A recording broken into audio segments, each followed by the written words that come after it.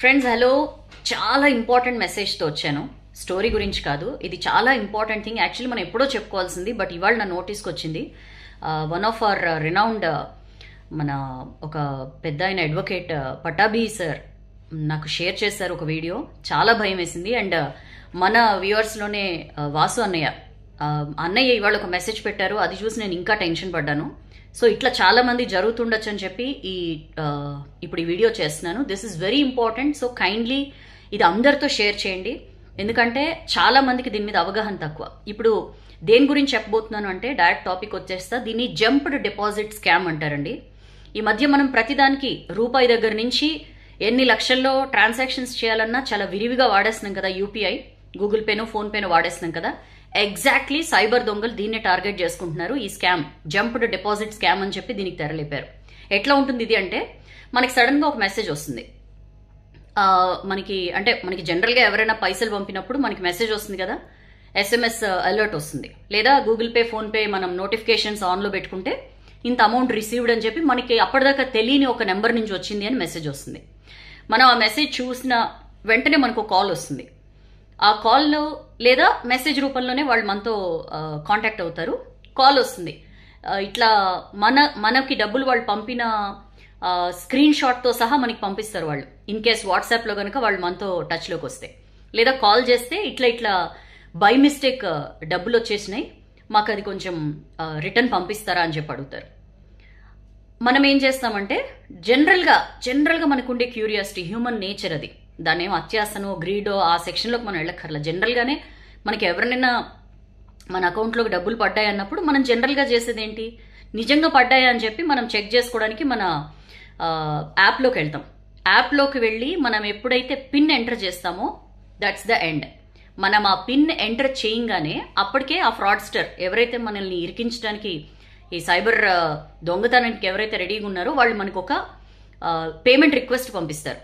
జనరల్గా మనం ఏం ఆలోచిస్తామంటే, యూపీఐ పిన్ ఎంటర్ చేస్తే మనం బ్యాలెన్స్ చెక్ చేసుకోవడానికే అని అనుకుంటాం. బట్ మనకి తెలియకుండా వాళ్ళు పంపించిన రిక్వెస్ట్కి మనం అథెంటిఫికేషన్ ఇస్తాం. మనం ఎప్పుడైతే పిన్ ఎంటర్ చేస్తామో వాళ్ళ రిక్వెస్ట్ మనం యాక్సెప్ట్ చేసినట్లే. That's the end. మనకే తెలియకుండా మన డబ్బులన్నీ ఓం నమ శివాయ.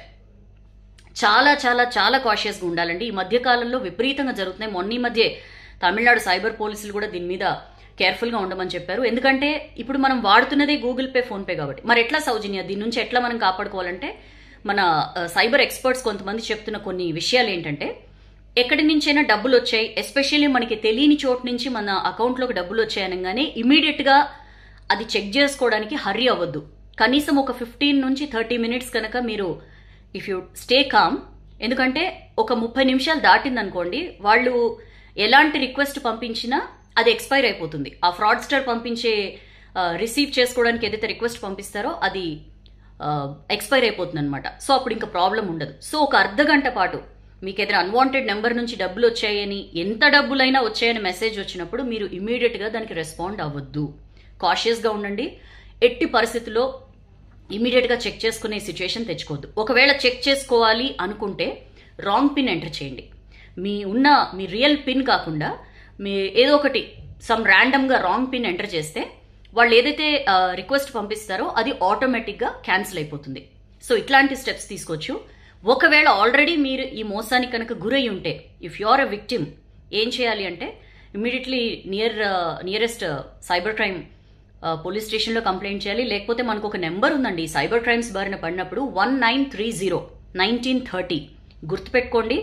మనకి ఎట్లయితే ఎవరికైనా హార్ట్ అటాక్ వచ్చినప్పుడు గోల్డెన్ అవర్ అని చెప్పి ఒకటి అంటారు, ఆ ఫస్ట్ గంటలో గనక మనం తరలించగలిగితే వాళ్ళని కాపాడిన వాళ్ళం అవుతాం అని చెప్పి, అట్లనే సైబర్ క్రైమ్స్ విషయంలో కూడా గోల్డెన్ అవర్ ఉంటుంది.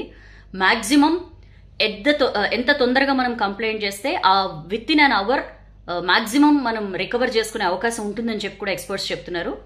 సో 1930 అనేది నెంబరు. ఇలాంటి సైబర్ మోసాలకి కనుక మీరు గురైతే ఇమీడియట్గా ఆ నెంబర్కి కాల్ చేయండి.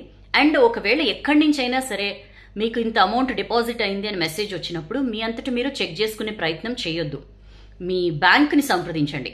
నిజంగా ఇలాంటి డిపాజిట్ ఒకటి ఉందా, ఎవరి నుంచి వచ్చింది, ఇట్లా తెలుసుకునే ప్రయత్నం చేయండి. ఏమవుతుందంటే ఒక చిన్న ఏమర్పాటు మన బ్యాలెన్స్ని మొత్తం సఫా చేసేస్తుంది. సో చాలా చాలా కాషియస్గా ఉండండి అండ్ వీలైనంత ఎక్కువ మందికి మెసేజ్ని స్ప్రెడ్ చేయండి. జంప్డ్ డిపాజిట్ స్కామ్ దీని పేరు. చెప్పాను కదా, 1కి 2 సార్లు వెరిఫై చేసుకోండి. ఎక్కడి నుంచైనా డబ్బులు వస్తున్నాయంటే అసలు అవసరం ఏంటి, మనకి ఎందుకు వస్తాయి, ఈ ఆలోచనలు చేయండి. ఎట్టి పరిస్థితిలో ఇలాంటి దొంగల బారిన మాత్రం పడకండి. Thank you so much sir, Pattabhi sir and Vasu అన్నయ్య స్వయంగా ఎక్స్పీరియన్స్ చేసినది. సో ఇట్లాంటివి ఇంకెవరికి జరగకూడదని చెప్పి ఒక అవేర్నెస్ కింద ఈ వీడియో చేశాను. మీకు ఖచ్చితంగా నచ్చుతుంది అండ్ బీ కేర్ఫుల్. ఇది వీలైనంతగా షేర్ చేయండి. అందరికీ కూడా దీని మీద అవేర్నెస్ క్రియేట్ చేద్దాం మనం. దీని మీద వీసీ సజ్జనార్ కూడా ట్విట్టర్లో మొన్న ఒక వీడియో పెట్టారు. సో ఇలాంటి అవేర్నెస్ వీడియోస్ చాలా ఇంపార్టెంట్ కాబట్టి చాలా జాగ్రత్తగా ఉండండి. అగైన్ సైబర్ క్రైమ్ బారిన పడితే 1930 ఇస్ ద నెంబర్. దానికి కంప్లైంట్ చేయొచ్చు మీరు. Please be cautious. This is your Soujanya signing of.